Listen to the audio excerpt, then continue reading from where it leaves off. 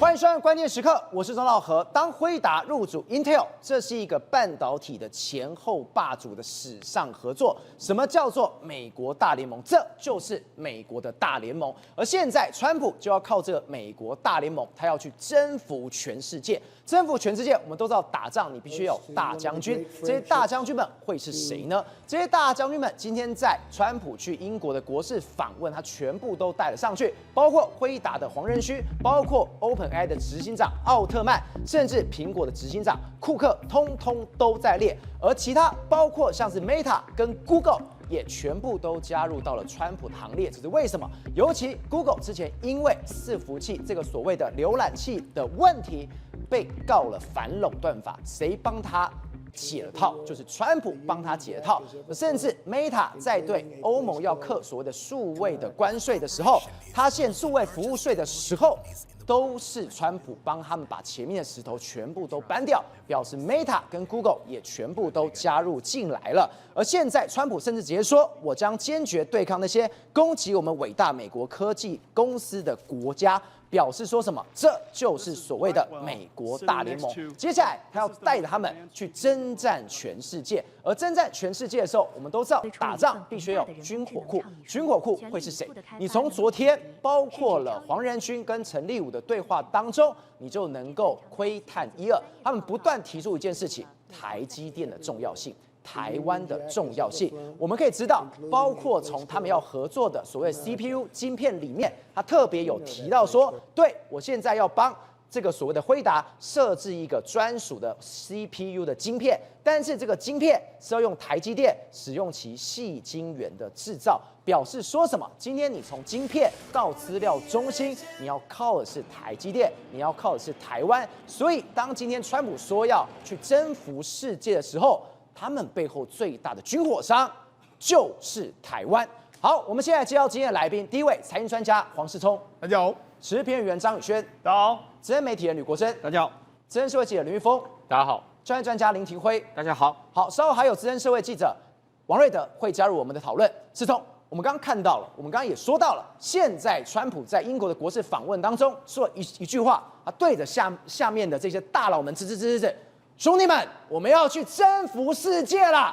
所以这一句话不是说，昨天辉达才入股了 Intel， 现在大将军们都已经点兵点将好了，他们要大干一场了。对，没错，昨天的 Intel 跟这个辉达呢，互相的这个结盟，甚至的辉达入股了 Intel， 这叫什么？强合作。那现在强合作呢，美国呢又有更多的强手。一起在这个川普的身边。你看刚才提到说，这次的国事访问里面来说，你看这个辉达执行长黄仁勋去了，那 OpenAI 的执行长奥特曼去了，苹果的库克去了，还有微软的纳德拉都去了。这些呢，他们到英国去大举的投资，对，他们这些准备在英国投资420亿美金，也就是说，美国的 AI 呢正式成为英国的标准，美国的硬体变成是英国的标准。那这一套呢，未来会往全世界去，因为美国现在所有的大将军、所有的这个军团都已经准备好了。那你们过去有什么样一个阻碍？包括说像 Google， 原本他很烦，就是他的反垄断，川普说没关系，我帮你解决，我帮你处理。对 ，Meta 在欧洲遇到一些税的问题，没办法，我帮你解决。所以等于是说，他把这些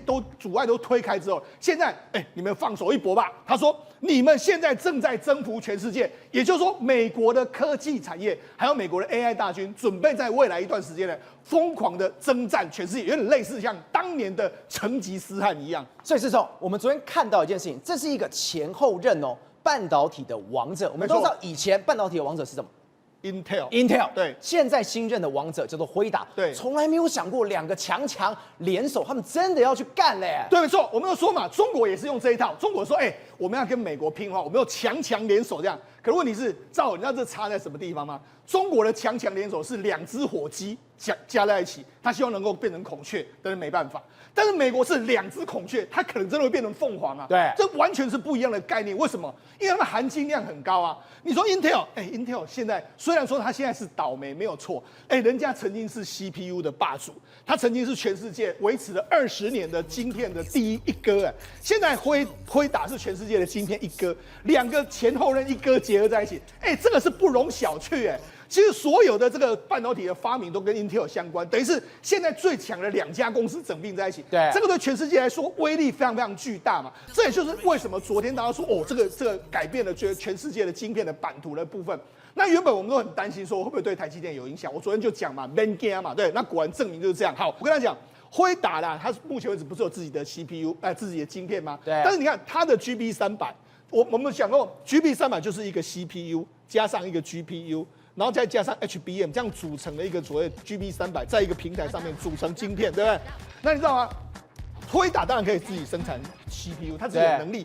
那它的 CPU 是用什么？它用的是 ARM 的架构。对 ，ARM 的架构生产的这个 Grace 的这个相关的这个 CPU， 就是它自己设计的，但是它是用 ARM 的技术。但是赵，你知道这差在什么地方吗？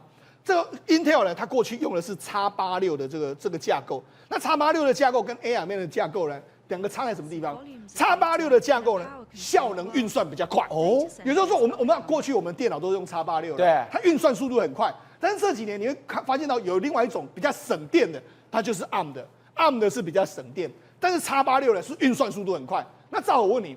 那如果我现在都只有推出省电的这个所谓的这个运算速度的话，如果有我再加上一个运算速度更强的进到我这里面来，那你觉得怎么样？我当然好啊，对，而且是完完全为我辉达客制化的。对，没错。另外一个它还有 PCNB 里面来说的话，这个辉达的这个所谓 GPU 的技术会给这个 Intel， 然后 Intel 可以用这样来生产 NBPC 的这个 CPU， 所以它事实上就是非常重要哈。那也就是说，他们两个结合在一起之后呢，未来可以开发很多。你比如说，你看它在边缘运算领域啦，然后 AI 公司都可以用辉达的晶片，使用台式的其他工作来这个进行软体开发，无需要连接到这个云端嘛，就是 NBPC 嘛。对。那等于是他们两个一个在伺服器，一个在 NBPC 合作。好，那我们讲 NBPC 合作跟伺服器合作，那第一个大家想，那到底晶片要给谁生产嘛？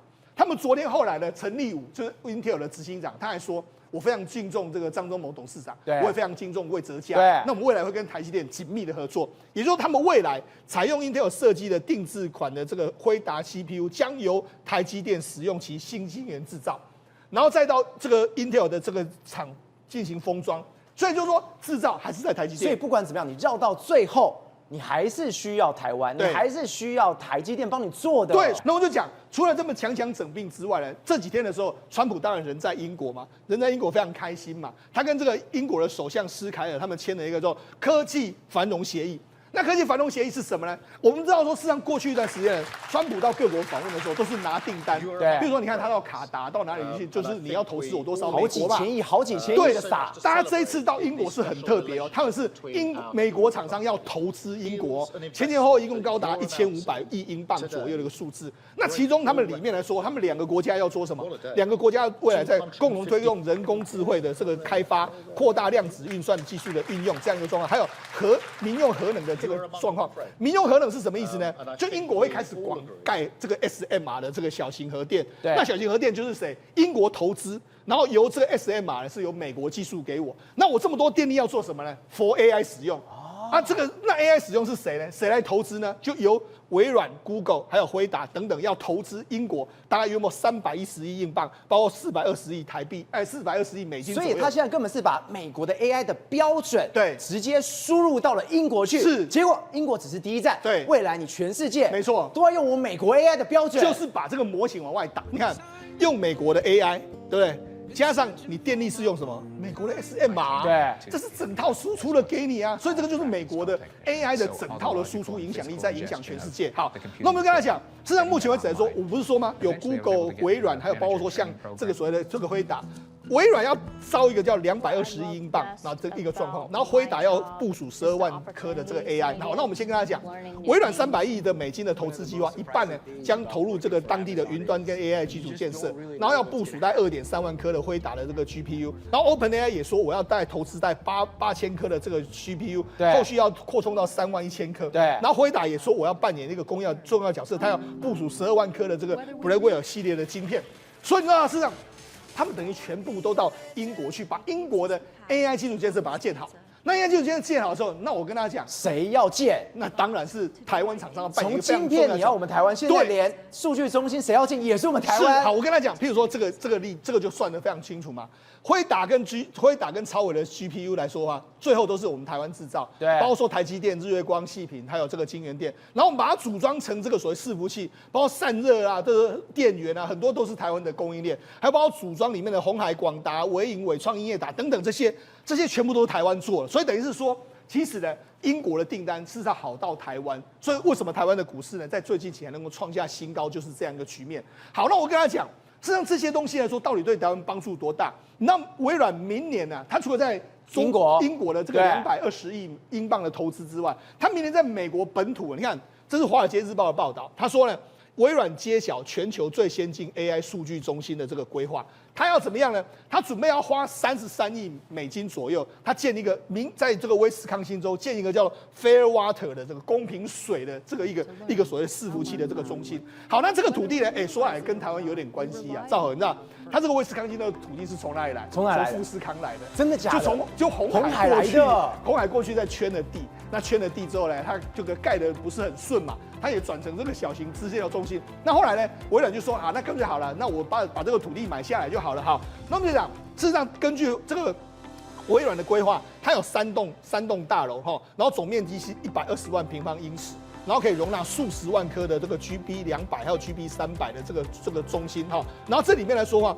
它这个所谓耗资40亿的这个状况是位在所谓威斯康星州，它接下来还会在乔治亚州，所以但是它为了这个土地来说的话，就是跟我们富士康买的哈。对。那我们讲事实上，那你知道这个数据中心到底有什么特别呢？这个微软的这个纳德拉，他特别在这个社群网站说什么？他说呢，我们这里面有这个好几万颗 GPU 嘛，对 GPU 呢，透过总长足以绕地球4.5圈的光纤互相连接，提供比当时最盖超级电脑10倍的效能。我有没有听错？对，它的光纤可以这样绕地球4.5圈。所以这个地方有多大？对，你就知道说这个工厂之大，太吓人了吧，完全无法想象。你看它的光纤网络就高达4.5圈的地球的绕4.5圈，那你看这个，他说，你看比现今的超级电脑快10倍。对，照人家这个运算力之，所以它根本就是地表最强的。对，那药剂能力是很强的啊。所以我就想。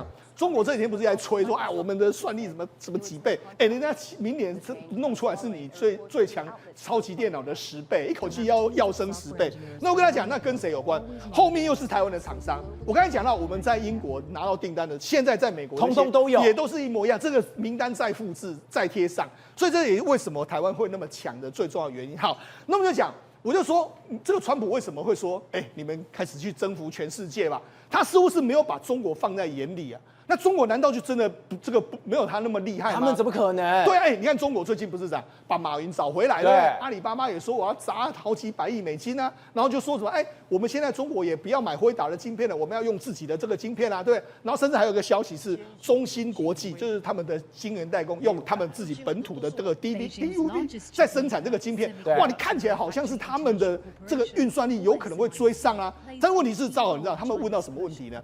中国的这个基础建设第一个，他们算力过剩。什么叫算力过剩呢？因为中国就用这样，我数量比你多。对，我们之前不是说吗？这个辉达的72颗芯片可以抵过这个所谓的这个华为的382颗嘛？他们就用这样的方式，反正我晶片数量一样。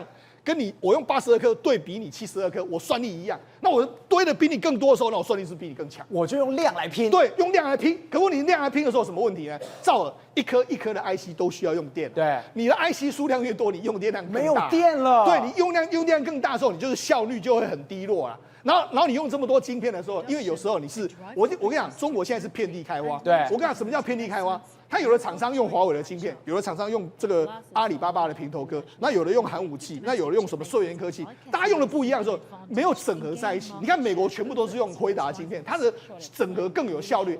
你要不同晶片整合的时候，那有难度啊，对不对？另外一个是什么？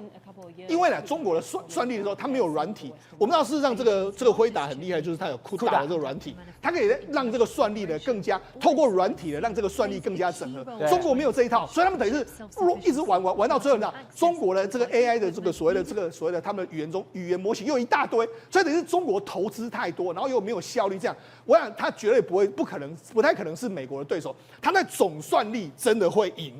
算力会赢美国，因为他只要一直不断的盖，然后他们现在缺电，没关系，我就盖核电厂，我就总算力堆积一定赢过你，但是没有效率，所以这个根本不是美国的对手。好，那我们来看一个数字，这数字是这个所谓资料中心的这个数据里面来说，你看目前为止美国的整体的这个市占率高达45.6%，然后第二名来说的话，就英国跟德国大概是4.4%，然后中国在这个地方，中国是甚至但还排不到前3名，所以他盖了这么多，对你的算力还是没办法冲起来，是，所以这也很难怪你刚刚说了。它效率低落，你从这一张圆饼图就直接看出来，是你盖越多，你效率越低。对，所以我就跟你讲嘛，事实上目前为止来说话，为什么川普敢自信满满的说，这就是我们去征服全世界的一个机会呢？因为说真的，美国又把强整并之后呢，我认为至少在晶片领域来说啊，美国是妥妥当当的站在世界的制高点。国正，我们刚刚特别提到一件事情，现在川普说什么？我要带着我的大将军们去征服世界，而征服世界，我刚特别讲，军火库是什么？就是我们台湾，你必须要有后勤资源，你打仗有武器，我们台湾给你。而现在什么？我从来没有想到一件事情，在台湾的半导体展的时候，我们现在发现一件事情，我们过去讲，我们半导体在亚洲最大的敌人是谁？就是韩国。韩国以前是怎么笑我们的？以前是怎么瞧不起我们的？但这一次半导体展的时候，你形容过去是太极虎，现在它变成一只太极猫来取经的，所以要加入美国队，加入美国这边就要靠台湾。所以现在韩国在流行什么脱中入台。以前叫脱北，脱离北韩嘛，现在忙着脱中，所以今年的半导体产有一个很有趣的现象。过去我们只会听到英文跟日文，因为很多半导体设备商都是要么是美国业者，顶多还多一个荷兰业者。可是这一次还出现什么样？很多讲韩文的韩商出来来参展，而且这些韩商还偷偷跑到了台湾来开公司，准备要来打进台湾的台积电的 CoWoS 供应链。这个很特别哦，因为过去我们半导体在发展或面板在发展的时候，双方是敌人，而且这次韩国来的还真的是不一样业者，很多人背景是很强的，包括韩国的最大的 OLED 专门做半导体面板的手机面板的，其实是三星的核心供应商叫 AP， 它来了。再来是这一家是韩国的细美式，是三星的子公司哦。三星的半导体设备其实都是靠它来供应的细美式。当然我们知道做 AI 的时候有2个东西是非常重要，一个叫辉达的 GPU 嘛，再来一个是 HBM。对，所以 HBM 谁做的最多？海力士做最多。韩美半导体其实是谁的？你知道吗？海力士的。所以它在全球的光 HBM 的建核设备其实是最多了，这些大型公司竟然通通跑来今年去参加我们的半导体厂，悄悄的跑进来，所以今年还有韩国专区，而且这些人跑来台湾是把台湾当成是怎样？韩国半导体的复兴基地，你有没有想到以前叫脱北者？你说台湾变成韩国在半导体的复兴的基地了？对，因为要加入世界 AI 队，要成为美国这边的有一个最好的捷径是跑到台湾来，那加入台湾就变成是加入世界 AI 队，所以进来之后，他就透过这里其实想要怎么打进台湾的半导体供应链，所以为什么他要这么做？其实就是正在脱离中国，对他们来讲是一件很痛苦的事情。为什么中国现在变成过去是太极虎一个发展的地方，靠着中国市场，他们的记忆体起来了，面板起来了，韩国的三星、海力士成为世界上最大的面板业者或记忆体业者，他们一年投资都是超过1000多亿台币的哦。以前一年哦，你看22年韩国在中国的半导体投资超过55亿美金，结果你看到现在发生了什么事情，你知道吗？雪崩式的下滑，好像老虎，它去年雪崩式滑落到-13亿，你刚刚讲它高达52亿，结果几年后就不对了，变成负的。这笔钱比辉达投资 Intel 还要多哦，是53亿元啊。结果现在是负的是代表什么样？它正在中国关工厂，正在脱中，所以韩国半导体业者正在变成脱中者，脱离中国。所以韩国业者不要是太极虎，你以为他是诚心来台湾学习的嘛？其实现在很多业者是说，你会不会是来抢我们 CoWoS， 要来抢台积电的订单？那当然台积电是不太喜欢韩国的供应商，因为韩国是相对封闭的，可是他们确实是进来，其实像 AP System 的设备已经卖进台积电了，对所以这也是事实。那他们怎么做呢？他们其实第一个先透过代理商，就找代理商，像我们的经济部长的崇越公司，以前就是日本信越的代理商。那崇越这个名字就是日本信越的翻译，所以透过代理商，其实很多人还是愿意做韩国人的生意，因为毕竟有钱赚嘛。那透过代理商，其实已经有一部分的设备已经卖进台积电了。再来就策略联盟，就跟当年面板一样，我跟你一起合作设备啊，那我可能前后端啊，比如维修的时候，我来帮你修啊，或者是我卖设备给你，你赚修的钱啊，这样的。你是说他等于是跟台厂来合作，前面我来处理，后面就你来赚，大家我们一起双赢了。对，然后告诉对方说，过几年之后以后就都交给你了，我会把你扶植起来。所以还是有人被吸引的说，我可不可以做韩国的生意？所以跑过来之后，其实大家都会担心说，那 CoWoS 的设备会不会被台积电这些订单会不会被韩国人抢走？会吗？对，所以你刚刚太特别说了，你说他们过去有偷技术的一个所谓的案子在，结果他们这一次他又来了，大家都吓破胆了。所以我们就问了这个问题，所以台积电的设备商说，你要看我们过去是怎么走过来的。今天不包括辉达要买英特尔，大家都在问一个问题。辉达会不会下单给英特尔？对不起，是很困难的，因为 CoWoS 的制程，其实台积电占了全世界85%，所有的设备几乎都是台湾业者。那这些人是一路走过来了。我们来讲一家星云，就是做清洗设备的。人家这个部门呢，为了做台积电的 CoWoS，其实是9年的亏损呢，连续亏9年呢才会做到。而且有一次客户啊，不能讲谁了，客户的制程调整会造成亏损，他自己就把它吞下来，然后建立的关系非常清楚。这也太像阿信了吧？就是这样，阿信这家公司亏9年，那这家公司叫做智胜，6年来过去6年来，他在台积电供应商表扬大会的时候都坐在最后面一排，然后前面黑压压的一片。因为他没有办法排进台积电很重要供应商，那到了去年的时候，他就变成上台接受表扬，因为他做出来 CoWoS 设备非常好，所以从最后一排跑到被上台表扬。人家做了几年嘛？人家做了12年，然后有一组团队，3个研发团队陪着台积电一起实验，足足做12年。你知道干什么事情吗？有时候1整年没有订单，顶多给他一台烤箱。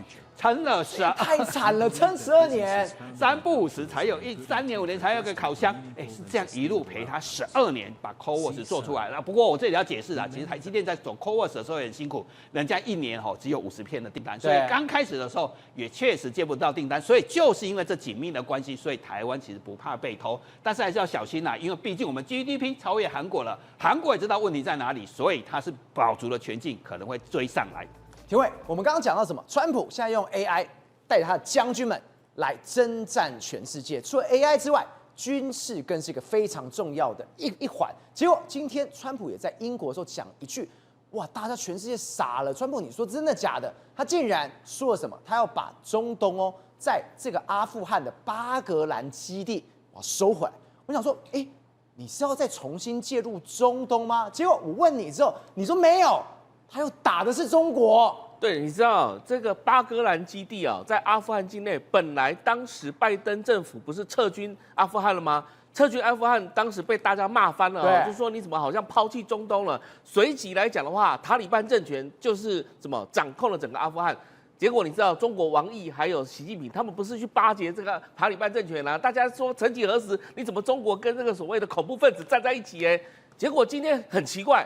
川普是在访问英国的时候宣布了这个大消息，而这个大消息震惊了整个国际社会为什么呢？因为这个巴格兰空军基地是位在阿富汗的这个东边这个地方，它是非常非常靠近哪里？靠近中国的新疆。对，而新疆呢是什么地方呢？新疆记不记得罗布泊是一个什么地方？就是中国进行核子试爆的一个场域，也就是说，那个地方可能藏匿了很多很多的核子武器在里面。所以你知道，从巴格兰基地到了罗布泊，基本上直线距离只有2000公里而已。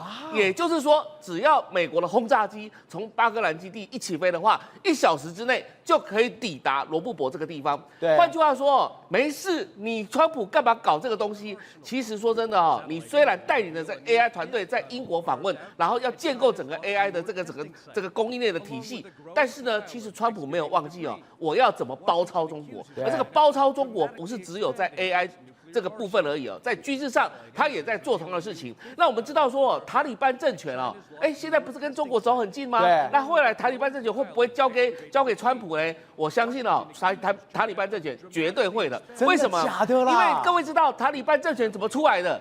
他就是美国 CIA 所训练的团队。因为当年苏联入侵阿富汗之后，后来扶持了这个亲苏联的政权，美国就是去训练塔利班政权，要去推翻这个亲苏联的政权。所以其实塔利班政权本来就是美国培养的，就跟以前那个宾拉登也是美国培养一样。所以你知道，这时候塔利班呢刚好想要两边输成嘛。既然川普有意思，而且川普大帝准备，你看啊，搞完这个沙特阿拉伯、卡达这边地方，然后以色列去打这个伊朗，然后自己。美国又派了 B2 轰炸机去搞伊朗之后，现在伊朗在干嘛？伊朗不知道这个怎么办呢？接下来的话，完全没有声音。所以你是说，阿富汗他读懂了空气，他读懂了风向往哪吹了？也就是说，本来美国撤出阿富汗之后，中国要去填补这个中东，这个阿富汗这边的中亚的这个整体的一个政治真空。对，结果现在美国要重回来，美国要回来了。美国回来当然不是说派陆的部队啊进入到阿富汗，不是这个意思，是美国想要阿富汗的整个几个重要的战略据点，而这个战略据点呢，其实离这个什么新疆、离中国是非常非常近的。对，所以如果说你今天中国要开始防范这个地方来讲的话，又要防范这个整个这个阿富汗这边可能美国空军基地对它的威胁来讲的话，你相信这时候中国会怎么做？它解放军的调度来讲的话，就不会以什么东南部这个地方作为核心，你知道意思吗？也就是说，它必须抽调军力去防范西部了。对，那也就是中国回到塞防论跟海防论的基本的辩论的概念吗？到底是要以东南沿海作为主要的战场，还是要以西部作为主要战场？如果今天美国它已经什么两边包抄，也就是说，它这边来讲，前几天还在讲台湾地位未定论，然后还在讲这个印太的这个整个布局来讲，今天突然间翻转，马上跑到你后院去了。然后你后院呢，你要不要回访？中国要不要回访？中国如果回访的话，不是解放军的这个所谓军力怎么被分散了吗？那被分散的话，他又怎么去处理台海事务呢？所以今天来讲的话，美国它不是用 AI 在包抄中国而已哦，它事实上在思考了整个中亚的这个军事战略布局来讲的话，它现在又下了一招好棋，而这招好棋在什么时候？